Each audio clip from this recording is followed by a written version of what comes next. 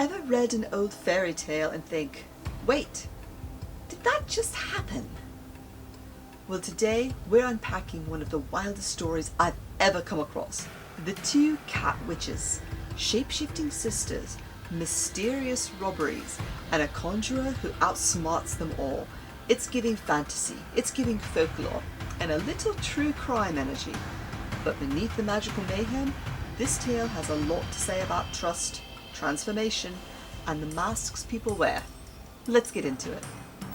If you love diving into story analysis, word history, and creative wellness for writers, hit that subscribe button now. I drop weekly videos to fuel your storytelling fire, and today's tale is packed with insight you won't want to miss. Right, let's do a fast recap of the Two Cat Witches. We meet Hugh, a conjurer with powers said to come from eating eagle flesh, don't try that at home kids, and magically gifted. At an inn run by two sisters, travellers mysteriously keep losing their money, but the doors are locked and nothing seems disturbed. Hugh stays the night, pretends to sleep, and witnesses the sisters transform into cats and try to rob him. He wounds one, exposes their secret, and lifts the spell. In the end, the sisters are reformed and go on to run an honest inn. Theme 1. Deception and Duality. One of the core themes here is duality. The sisters appear refined and gracious by day, but become literal thieves by night. It's a classic fairy tale motif. Not everything is what it seems. In storytelling, and real life, this reminds us to look deeper than surface appearances. Who are people when no one's watching? And what do we hide behind politeness or performance? Theme 2. Magic as a metaphor for wisdom. Hugh isn't just a wizard, he represents discernment. His magical ability to spot danger isn't just fantasy, it's a metaphor for intuition and experience. Writers, think about this. Your protagonists don't need literal spells to be wise. Wisdom can look like observation, strategy, and restraint. Hugh's calm, methodical approach shows that true power isn't loud, it's thoughtful. Theme 3. Redemption and consequence. Unlike many darker fairy tales, this one ends with redemption. The sisters aren't killed or cursed, they're freed from their own wrongdoing. That twist is powerful. It suggests that transformation is possible, not just in shape, but in character. There's a softness to this ending that I think we often forget. We can write that into our own stories. Not every villain needs a violent end. Sometimes they need a second chance. Literary devices, symbolism and folkloric roots. There's heavy symbolism woven throughout, from the eagle and the serpent metaphor to the spell-casting chant crossing 9 lands and fens. These aren't just flourishes, they root the story in tradition. This tale draws on ancient beliefs about animal transformation and the power of spoken word, which is storytelling at its core. If you're building worlds, characters, or magic systems, these folkloric details are gold. As an indie author, this story reminds me that readers are hungry for layered tales. We want suspense, yes, but also meaning. You don't need a massive plot twist or an epic battle to have impact. A clever character, a touch of the uncanny, and a moral turn, that's a recipe for a story that lingers. If you enjoyed peeling back the layers of the Two Cat Witches, you're going to love my next video on author mindfulness, especially after something as creatively rich and slightly chaotic as this. Writing can drain your energy as much as it sparks it, so let's talk about ways to protect your creative fire. Hit that like button, drop your favourite moment in the story in the comments, and I'll see you in the next video. The Two Cat Witches. In old days, it was believed that the 7th son in a family of sons was a conjurer by nature. That is, he could work wonders like the fairies and excel the doctors in curing diseases. If he were the 7th son of a 7th son, he was himself a wonder of wonders. The story ran that he could even cure the shingles, which is a very troublesome disease. It is also called by a Latin name, which means a snake, because as it gets worse, it coils itself around the body. Now, the eagle can attack the serpent and conquer and kill this poisonous creature. To secure such power, Hugh, the conjurer, ate the flesh of eagles. When he wished to cure the serpent disease, he uttered words in the form of a charm which acted as a talisman and a cure. After wetting the red rash which had broken out over the sick person's body, he muttered, "He-eagle, she-eagle, I send you over 9 seas, and over 9 mountains, and over 9 acres of moor and fen, where no dog shall bark, no cow low, and no eagle shall higher rise." After that, the patient was sure that he felt better. There were always great rivalry between these conjurers and those who made money from the pilgrims at holy wells and visitors to the relic shrines. But this fellow named Hugh and the monks kept on mutually good terms. They often ate dinner together, for Hugh was a great traveller over the whole country, and always had news to tell to the holy brothers who lived in cells. One night, as he was eating supper at the inn, 4 men came in and sat down at the table with him.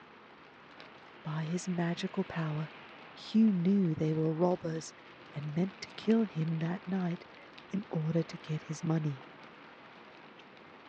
So, to divert their attention, Hugh made something like a horn to grow up out of the table, and then laid a spell on the robbers, so they were kept gazing at the curious thing all night long, while he went to bed and slept soundly. When he rose in the morning, he paid his bill and went away, while the robbers were still gazing at the horn. Only when the officers arrived to take them to prison did they come to themselves.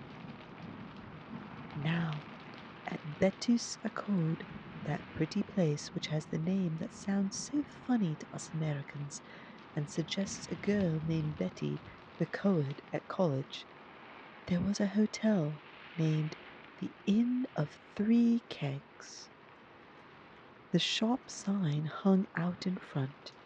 It was a bunch of grapes, gilded, and set below 3 small barrels. The inn was kept by 2 respectable ladies who were sisters. Yet in that very hotel, several travellers, while they were asleep, had been robbed of their money. They could not blame anyone, nor tell how the mischief was done. With the key in the keyhole, they had kept their doors locked during the night. They were sure that no one had entered the room. There were no signs of men's boots or of anyone's footsteps in the garden, while nothing was visible on the lock or the door to show that either had been tampered with. Everything was in order as when they went to bed. Some people doubted their stories, but when they applied to Hugh the conjurer, he believed them and volunteered to solve the mystery. His motto was, "Go anywhere and everywhere, but catch the thief." When Hugh applied one night for lodging at the inn, nothing could be more agreeable than the welcome and fine manners of the 2 hostesses. At supper time and during the evening, they all chatted together merrily. Hugh, who was never at a loss for news or stories, told about the various kind of people and the many countries he had visited, in imagination, just as if he had seen them all, though he had never set foot outside of Wales. When he was ready to go to bed, he said to the ladies, "It is my custom to keep a light burning in my room all night, but I will not ask for candles, for I have enough to last me till sunrise." So saying, he bade them good night. Entering his room and locking the door, he undressed, but laid his clothes near at hand. He drew his trusty sword out of its sheath and laid it upon the bed beside him, where he could quickly grasp it. Then he pretended to be asleep, and even snored. It was not long before, peeping between his eyelids, only half closed, he saw 2 cats come stealthily down the chimney. When in the room, the animals frisked about and then gambolled and romped in the most lively way. Then they chased each other around the bed, as if they were trying to find out whether Hugh was asleep. Meanwhile, the supposed sleeper kept perfectly motionless. Soon the 2 cats came over to his clothes, and one of them put her paw into the pocket that contained his purse. At this, with one sweep of his sword, Hugh struck at the cat's paw. The beast howled frightfully, and both animals ran for the chimney and disappeared. After that, everything was quiet until breakfast time. At the table, only one of the sisters was present. Hugh politely inquired after the other one, and he was told that she was not well, for which Hugh said he was very sorry. After the meal, Hugh declared he must say goodbye to both the sisters whose company he had so enjoyed the night before. In spite of the other ladies' many excuses, he was admitted to the sick lady's room. After polite greetings and mutual compliments, Hugh offered his hand to say goodbye. The sick lady smiled at once and put out her hand, but it was her left one. "Oh no," said Hugh with a laugh. "I never in all my life have taken anyone's left hand, and, beautiful as yours is, I won't break my habit by beginning now and here." Reluctantly, and as if in pain, the sick lady put out her hand. It was bandaged. The mystery was now cleared up. The 2 sisters were cats. By the help of bad fairies, they had changed their forms and were the real robbers. Hugh seized the hand of the other sister and made a little cut in it, from which a few drops of blood flowed, but the spell was over. "Henceforth," said Hugh, "you're both harmless, and I trust you will both be honest women." And they were. From that day they were like other women, and kept one of the best of those inns, clean, tidy, comfortable, and at modest prices, for which Wales is, or was, noted. Neither as cats with paws, nor landladies with soaring bills, did they ever rob travellers again. The end. And now you know. See you in the next one.